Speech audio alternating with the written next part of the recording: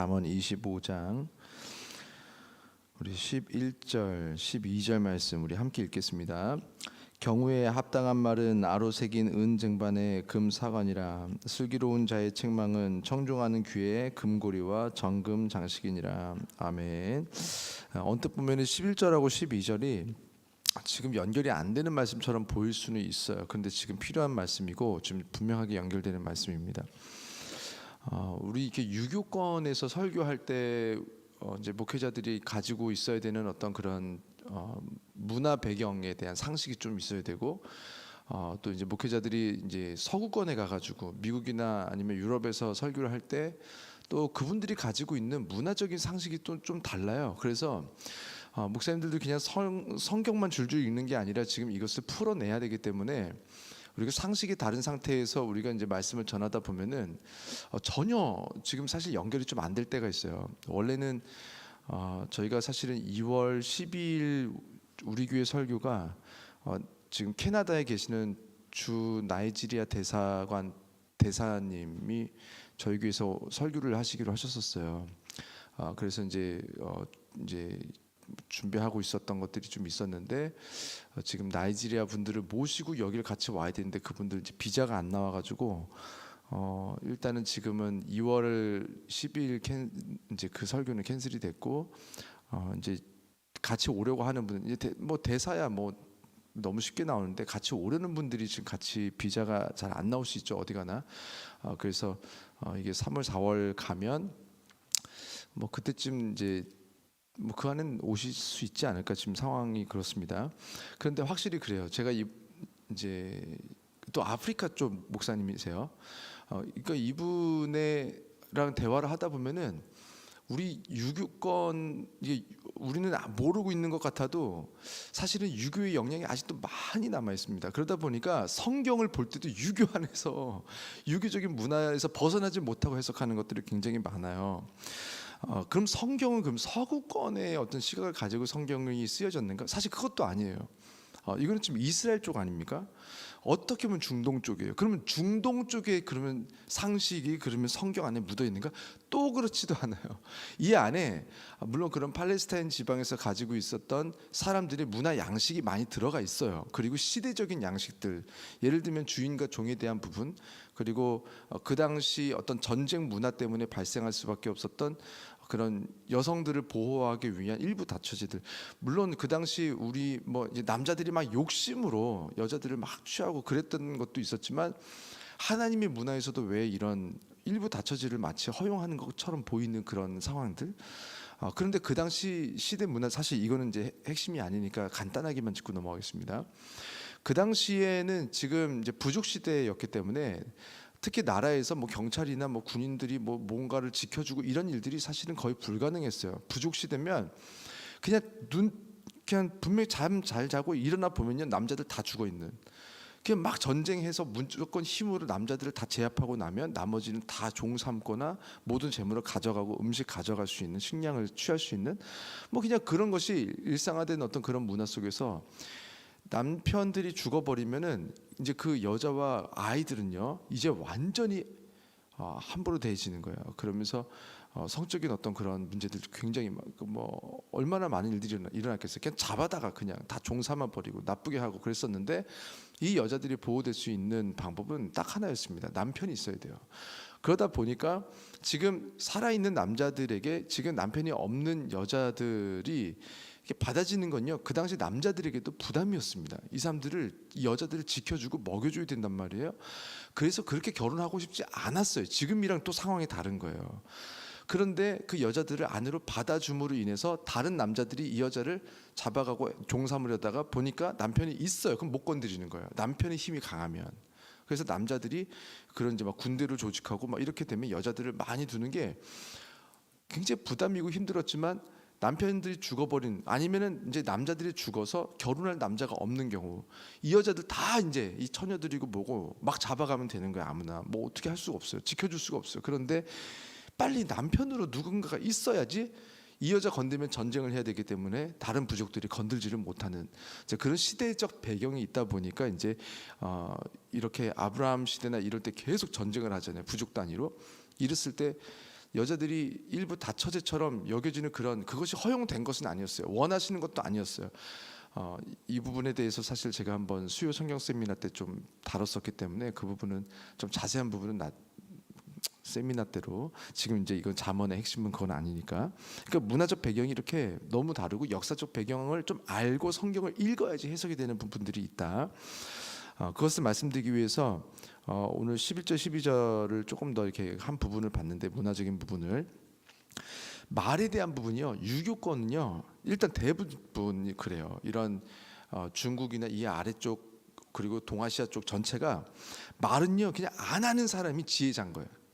최대한 말을 아껴야 돼요.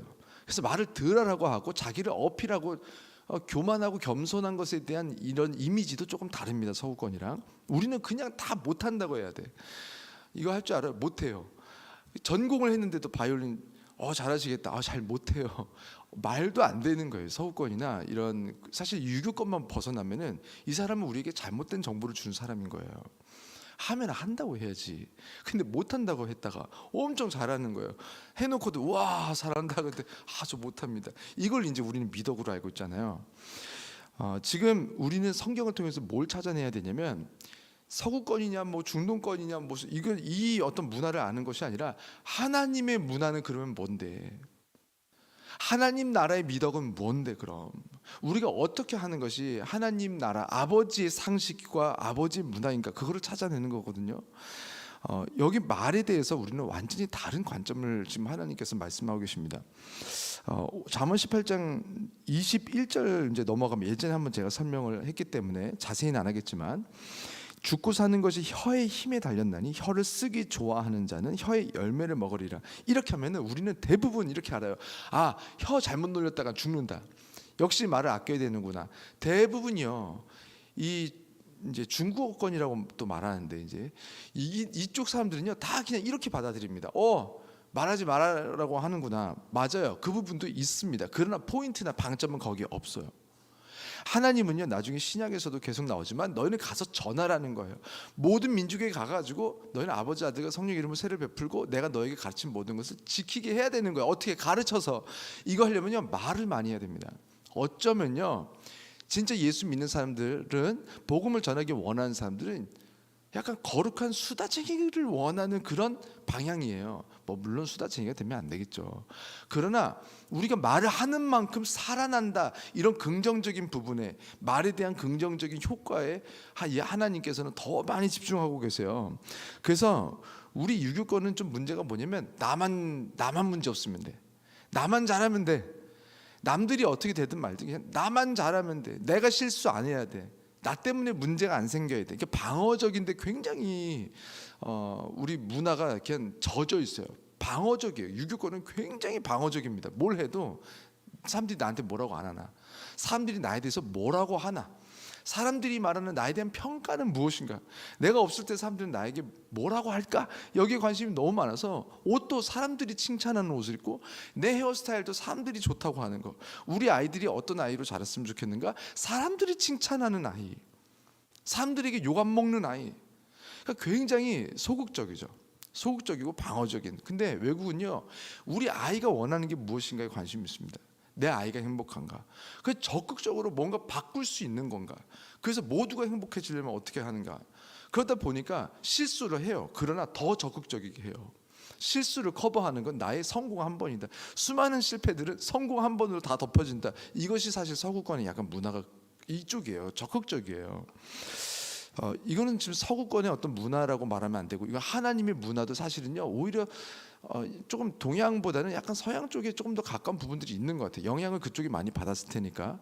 이런 기독교 문화가 일단 서구로 먼저 갔잖아요. 그래서 거기서 영향력이 쫙 먼저 다 가진 다음에 이제 나중에 넘어왔어요.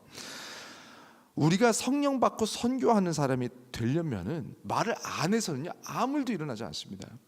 우리는 말하는 사람이 돼야 돼요. 혀의 권세가 있어야 하고, 혀의 권세가 임했으면 그 혀를 쓰려고 해야 됩니다. 우리가 빛이 됐잖아요.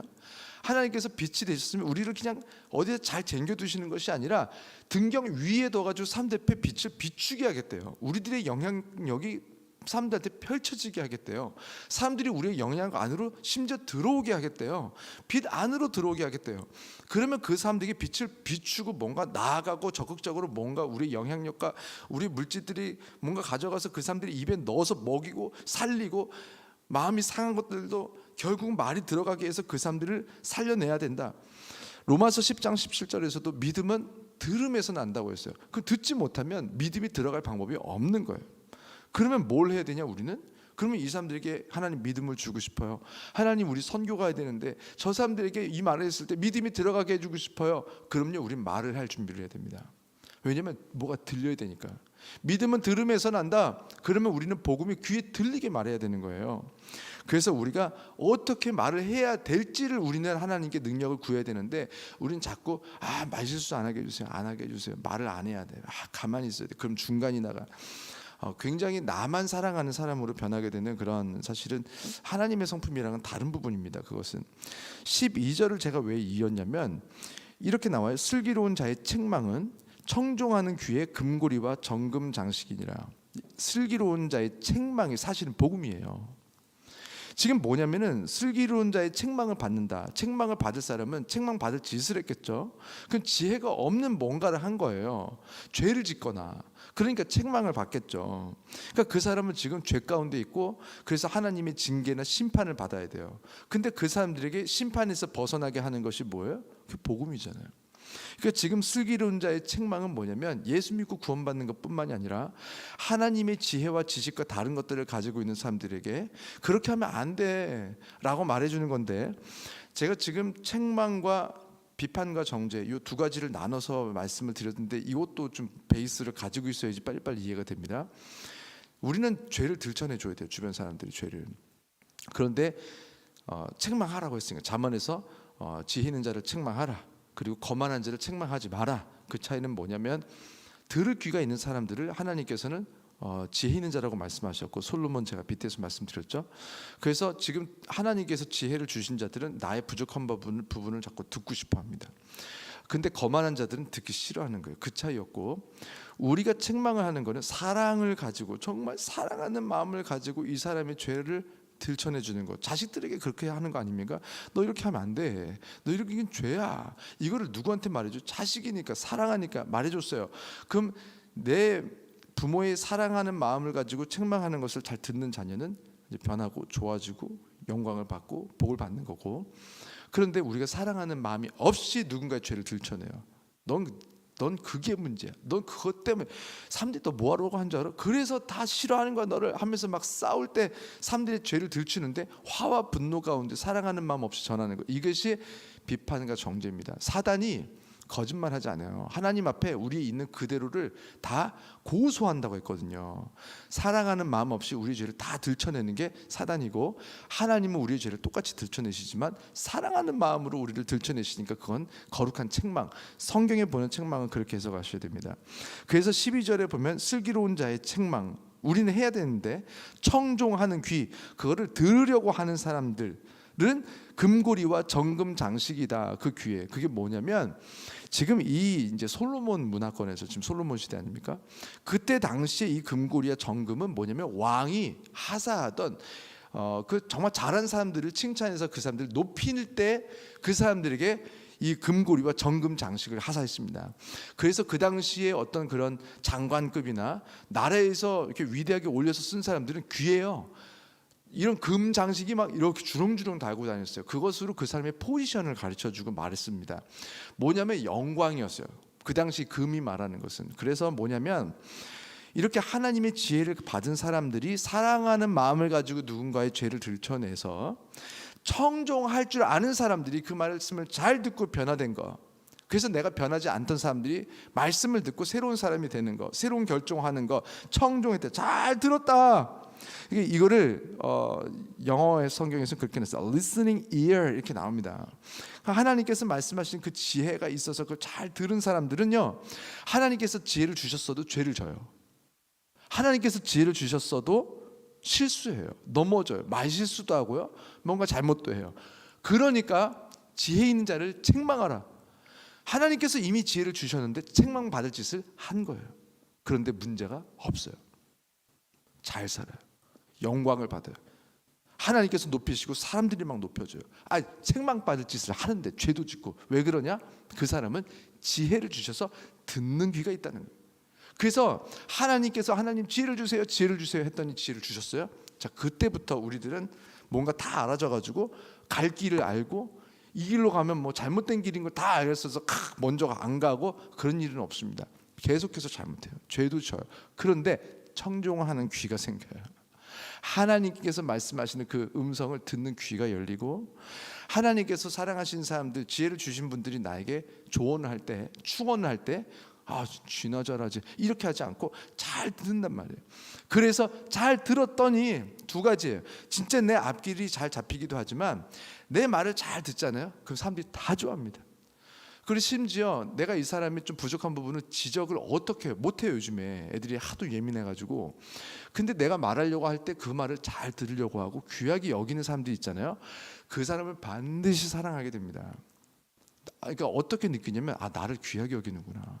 내 말을 좀 더 가치 있게 여기나 보다. 저 친구는 회사에서도 내가 좀 어떤 신입사원이 들어왔는데 정말 잘 들으려고 하고 정말 변화되려고 하고 그런 게 보이잖아요. 그러면요 진짜 도와주고 싶어요. 회사에서 승진은 누가 하냐면 일 잘하는 사람이 승진하는 게 아닙니다. 일을 엄청 잘해요. 근데 내가 저 사람이 싫어요. 그럼요 어떻게든 떨어뜨립니다. 근데 일을 조금 못해요. 근데 내가 저 사람이 좋아요. 그럼 이 사람을 어떻게든 가르쳐서 잘 되게 해보려고 하고, 내가 이 친구랑 같이 있고 싶어서 내가 가는 부서에 데리고 가려고 해요. 그러면서 이 사람이 승진이 되는 거예요. 그러니까 사람을 바라보라는 게 아닙니다. 사람의 눈치 보고 사람에게 의지하는 건 성경의 관점이 아니에요. 우리는 하나님만 의지해야 되고 사람은 사랑하는 대상입니다. 다만 누군가 나에게 어떤 충언을 하는 것에 대해서 내가 그 사람이 나에게 충언했다라고 받아들이려고 하다 보면 이제 그 사람하고도 문제가 생겨요. 그 사람을 의지하면서 내가 실망하게 됩니다.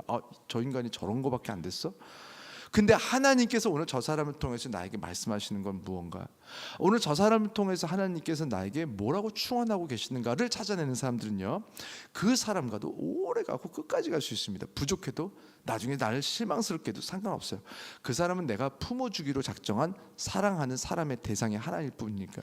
그래서 우리 모두를 언제든지 계속해서 사랑할 수가 있고, 그러다 보니까 인간관계가 끝까지 가는데도 문제가 없어요. 나에게 나쁘게도 심지어 같이 갈 수 있으니까요.